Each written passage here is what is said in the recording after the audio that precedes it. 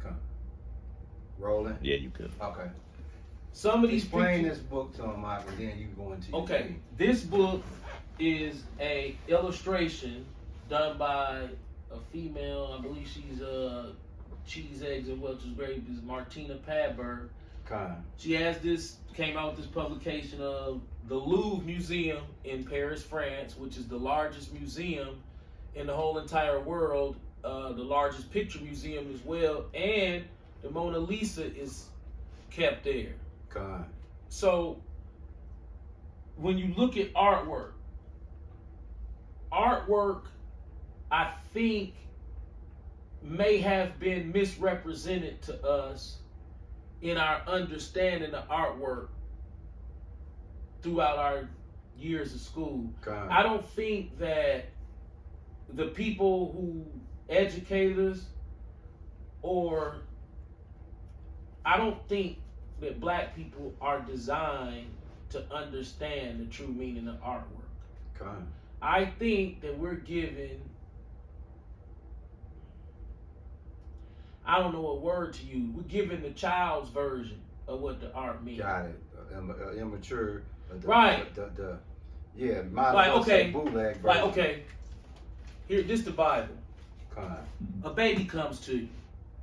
They know words. He's 2 years old. And he says, Dad, what's that? You're about to tell him it's the Bible, but you're like, that's too much information. Right, so you just tell him it's a book. It's a book. So when it comes to artwork, this is the mentality that these elites have towards blacks. The equivalency. Right. Even if we teach blacks how to be artists themselves, the whole name of the game is, oh, you nice art. Yeah. And then when they sneak behind your back, they say, hey, what secrets do you think are in the nigger's art? Ain't no secrets in this nigger art. He told us everything that was in it. You think he did? Well, they don't look at art the way we do. In his mind, you're supposed to express yourself in there, and you're not supposed to be, secretive. You're supposed to just tell people, hey, I wrote this in for my mom. Right. Yeah. But see, when they do it, they ain't gonna tell you what that stroke of blue is for. Yeah. Man, it's just a stroke of blue over there. Yeah. Like, what's that for? You like, cause I hate niggers. Man, that's unfair for that to mean that. I know, cause we play the game wrong. So at the end of your artwork, when you lied to me about how to perceive art, even if I'm a black artist, at the end of yours, you sign your name. Like, okay, that's cool. But when we look at your artwork, it's like just some random shit going on. And then his closest friends, when they looking at it, say, hey, look at the black couple looking at it. Let's go over and ask them, what do you think? Oh, it's beautiful. You think so? Yeah. And they cheating on you. Facts. Because there's no possible way you could guess Rumpelstiltskin and Rumpelstiltskin in this motherfucker. You feel me? They done drew a motherfucking nigger couple in there as 2 orange bars. And they over there asking a nigger couple, hey, what do you think about the 2 orange bars? Are so abstract. I mean, why do you think you would do that? I mean, in the makeup, as if they're fading away. I mean, yeah, you're right. That's 2 niggers. Fuck that. That's stupid. That ain't fair. And then how can we have known? That's the whole thing. It's artwork. You're never gonna know. Absolutely. Right. Yeah. But when we make artwork and white motherfuckers say, what does it mean? Our dumb ass, when my dad died, I put this there. When my granddad passed away, he liked to fish, so I put that in there. Yeah. What does this mean? You tell him everything, and it's all innocent and shit. Right. Then when he's showing you his, he's just mimicking you. Yeah, I did that for my grandma. She hated niggers too. Yeah. Mine's just like yours. Yeah. He ain't gonna show you what it really means. He gonna send you off. But you gonna be at the you see how they did Cavalier and David Crowley and your boy Calabatra, Santiago Calatrava. Yeah. They got there. Look how he just got your boy Gino. He went to put him under the bridge. Hey, sail Hey, for the mentorship, right? Look, so what are you mentoring kids to do? To go to school and not understand anything about the spirit. Right. They not Go gonna learn everything out the white man book. Right. Think about this. Which is all bullshit. The Bible says the knowledge of this world is foolishness. Let me tell you something. Matter of fact, let me grab that. The white man and his book system. Let me tell you about this fraudulent shit. Let me tell you something about books. Books gotta be one of the most jankiest fucking inventions ever. Because you can never differentiate from when a motherfucker lying about history if you wasn't there. Yeah. See? We fucked up, right? We fucked up. 1 Corinthians 3:19. Ish. No, take your time. Now listen, bro. 3:19. Yep, 1 Corinthians 3:19. You got it? Yeah. They even it's his story. Okay, yeah. Oh, you ready? Yeah. 1 Corinthians chapter 3, verse 19. For the wisdom of this world is foolishness with Yahweh, for it is written, He taketh the wise man in their own craftiness. Whoa. Now look, for the wisdom of this world, the elder just told you, is foolishness with the Lord. And then it says, for it is written, He taketh the wise in their own craftiness. So again, could you restate that? When you say history, whose history? His story. Yeah, his story. Remember when Michael Jackson play on words? Yeah. That's really what the word is. His story, and opposed to history, is his story. That's really the real word, his story. But they teach us to pronounce it as history, like it has some type of real meaning to it. Right. But it's really his story. That's why the scriptures say, "Cursed in man that trust in man," because the Lord knew long time ago, man will send you off. Yeah, man don't know shit. That's why it says every man a liar, but Yahweh is true. Mm-hmm. So I mean, that was brilliant how the elder brought that out, man. That they didn't teach us nothing in school. They taught us bullshit. We learning what we done learned the last 10 years is more than we learned our whole lifetime. Mm-hmm. In the last 10, 12 years. You're not, that's why they're against people that have homeschool. They don't want that. Like when blacks have homeschool, they don't want that. Because you taking the middleman out, which is the white man. You taking him out. See, let me tell you something. If you are a so-called Israelite, and your goal in life is to get your children well educated and then pump them into the corporate system of oppression, which is known as the United States system. Then this ain't for you. This revolution. It ain't televised. Right. This is, can we get on top before we die? And if not, what are the alternatives? That's what this is all about. And obviously we're not going to get on top before we die unless some type of miracle happens. Right. So we're looking beyond this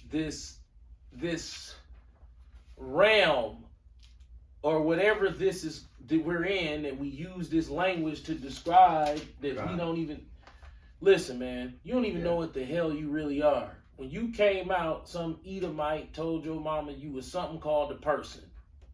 Yeah. Okay. And here you are, running around this motherfucker. Absolutely. But see, there's one thing that exists today that has not existed for that long, that nobody's putting enough emphasis on. And that's Wi-Fi. Absolutely.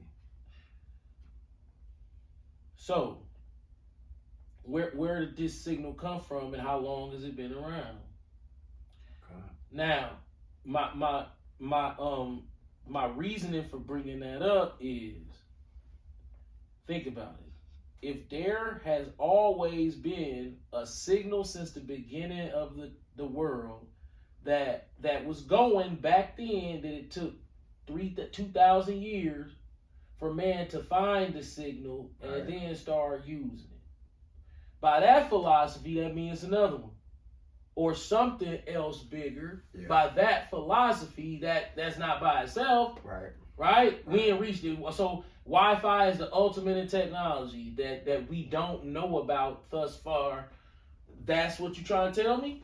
I mean, that could be possible because we living in the present, so we don't necessarily know it to be the last of the great technologies. Okay. But I'm saying, going off of, wait a minute, where'd this come from? You said in 1992, that's when you found it, Right. and now all of a sudden you Job put it 5:13. to this type of use.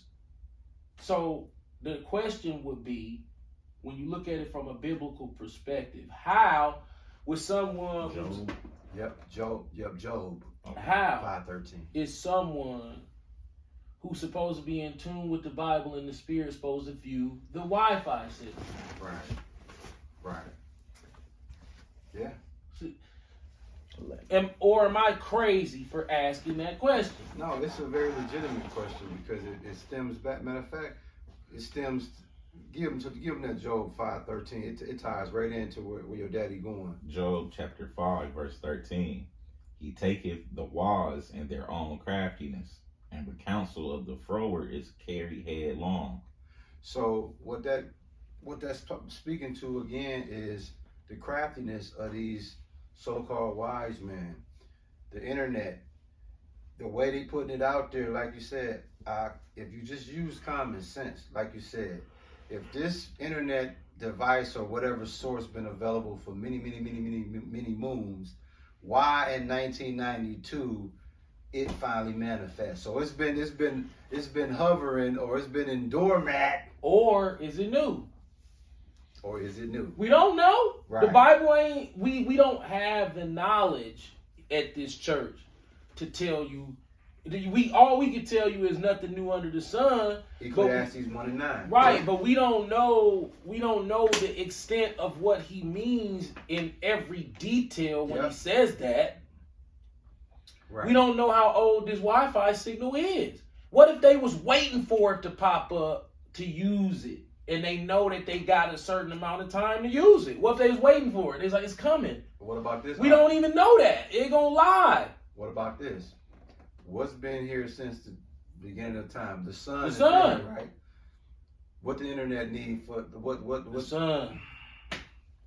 So what if all this time the internet source was already sitting next to the sun the whole time, and they finally figured it out at 92, and then now it manifests to everybody else, but it could have been there the whole time.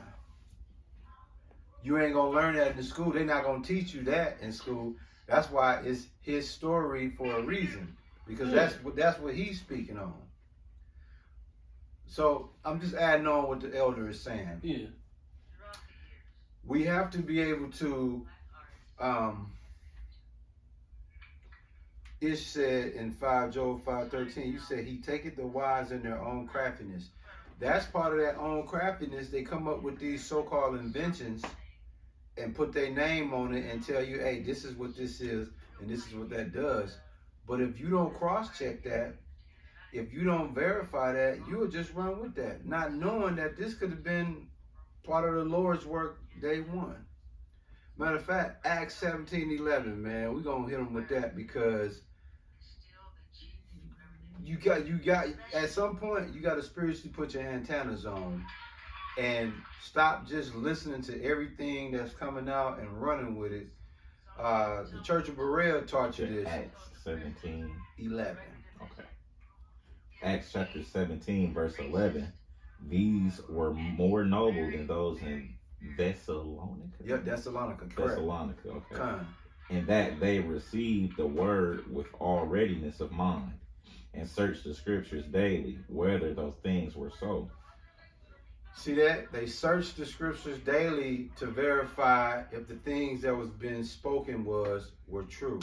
We should also apply that even in the world when you're dealing with all these so-called inventions, these so-called whatever it is. Like the elders say, somebody could say, oh, well, dude invented the internet in 1999 or 92. And people would just run with that. But then you go deeper into that and be like, well, damn. They need coltan See? to make these work, and they have to mine coltan out of Africa.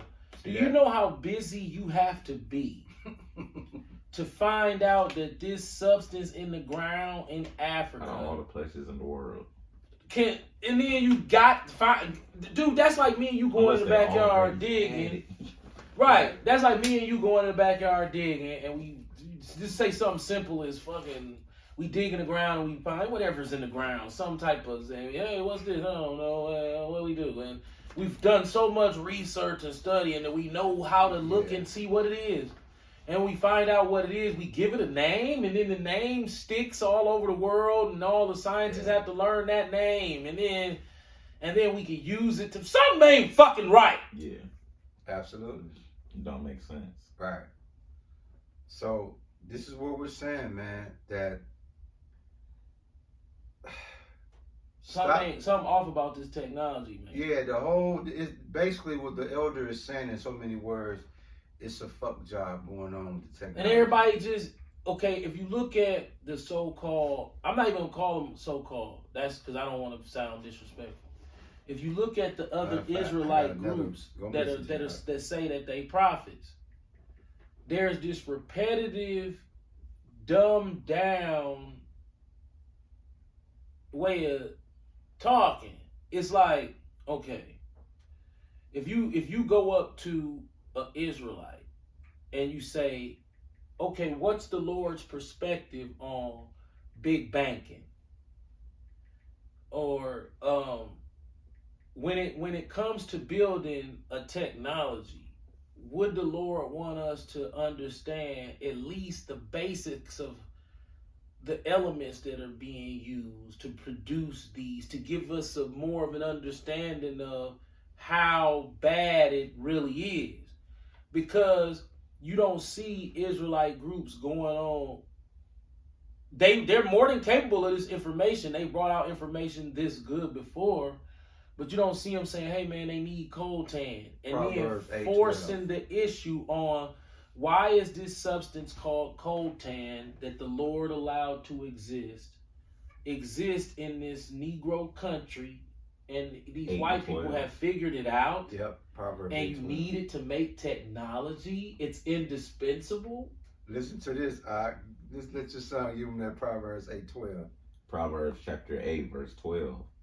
I, wisdom, dwell with prudence, and find out knowledge of witty inventions. A lot of these technologies. That's a good scripture. Yeah. But guess what? It's one deeper than that. Ecclesiastes 7:29. You gonna love this one, bro. That's exactly what these motherfuckers up to. It said, I, wisdom, dwell with prudence and find out knowledge of witty inventions. Yeah, man. So the Lord letting you know it's this fuck shit out here, and if you don't do your homework, matter of fact, give them that Ecclesiastes. Listen to this one. Ecclesiastes chapter 7, verse 29. 29. Lo, this only have I found, that God hath made man upright, but they have sought out many inventions. Well, it was meant to be kind of stupid. See that? And not know how to do none of that bullshit. What about Proverbs 10:23? Proverbs 10:23. Yeah, your dad gonna love this one, man. Hey, y'all inventors out here with all this fuck shit. Dude on your shit. This the elder right here. Proverbs chapter 10, verse 23. It is as sport to a fool to do mischief, but a man of understanding hath wisdom. Right, to execute inventions, in other words, is to play as a fool. But the wisdom and wisdom to a man of understanding. In other words, he's savvy enough to be able to play sport with a lot, like with the logos. He can look at those and be like, he can look at those and give you an impression it's over his head, but then he'll bust them shits down behind your back and be like, oh, dog, this motherfucker. Like the BMO. Like that shit, the Summerfest logo, the black dude eating the watermelon. Like, all these inventions, bro. Check this out, man. Come on. This is from ABC7 Chicago. This is from February 19th, 2022. Elon Musk's company confirms monkeys died in Damn. brain chip testing project, denies animal cruelty. So it says Elon Musk's implant company, Neuralink, which aims to enable brains to connect and communicate with computers, have acknowledged that monkeys died as a part of its testing procedures, but denies allegations of animal cruelty. I would continue to read this ridiculous display of exactly what the brother just said about these inventions. 21. We cool. Cause your dad, before he's in the floor, I can tell But- you in the floor. But that's a perfect example. Now Elon Musk is now 106.39. Psalms. 106.39. Elon Musk is now the second richest man in the world. Right. Luxury brand designer Bernard Arnault and family of Louis Vuitton, Moet, and Hennessy Yep. have taken over the top spot for being the richest quote-unquote man in the world. Elon Musk falls Facts. to 2. Warren Buffett, I believe, is still 106 number 3, and or Bill 39. Gates, Yeah. 3 or 4, or something like that. Kind. Yeah. But here we are with this guy is just who do you think you are to go get a monkey while he alive, open up his head when ain't nothing wrong, and then jam a chip in his head, and then admit, hey, you know what I'm saying? They be dying and shit. We be killing them. We killed them, right? Fucking with their brains and shit. We killed them. But, you know what I'm saying? They ain't really feel it that bad. Now, you know what? We got the perfect scripture for Elon Musk. Give it to him. It's that Psalms 106 and 39. Yeah, Elon Muskie. Psalms chapter 106, verse 39. Thus were they defiled with their own works, and went a whoring with their own inventions. That's you, man. Yeah. You defiled yourself with some bullshit, like Ox said. Why would you take a monkey? How we know he ain't take no nigger and do it? That's what he tried. That's we the monkeys, ain't it? I mean, the movie Get Out showed you that. What they do? They need our eyes and our brain, and then they can do all that crazy shit that they do. So the monkey is kind of like a wordplay for the article. Check this out. Monkeys have been used in testing by Neuralink, as the company has been developing Bluetooth-enabled implantable chips inserted into the monkey's brains that the company says can communicate with computers via a small receiver. Whoa. In April last year, Neuralink claimed monkeys can play Pong, a computer game, using just their minds with it released used just their minds when it released a video of Pager, a male mock, which is a monkey, moving a cursor on screen without using a joystick to do so. These motherfuckers, wow. How we look outside? Jake's sitting around trying to match his outfit. Oh man. Hey, you just went to the moon. What we look like on time, bro? 24. Back Stop that. We're gonna